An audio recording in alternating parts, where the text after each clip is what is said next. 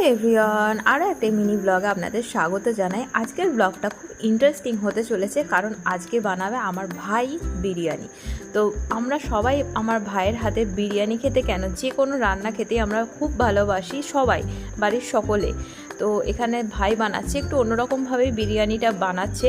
তো আপনারা যদি ফুল রেসিপি জানতে চান তাহলে আমার ইউটিউব চ্যানেল জয়শ্রী মান্নাতে অবশ্যই চোখ রাখবেন।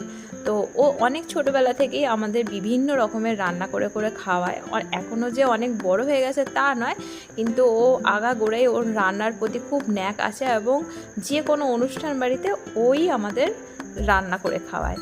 আমরা যত বলি যে আমরা জোগাড় করে দিই, কিন্তু ও নিজেই করবে সব, ও নিজেই সব জোগাড় করে, নিজেই রান্না করে খাওয়ায়। দেখুন আলুটা কত সফট হয়েছে, একদম অন্যরকমভাবে বানিয়েছে, আর খুব ইজি পদ্ধতিতে বানিয়েছে, যেটা সকলে ভিডিওতে বলে থাকে, কিন্তু আমি একদম সত্যি কথা বলছি, একদম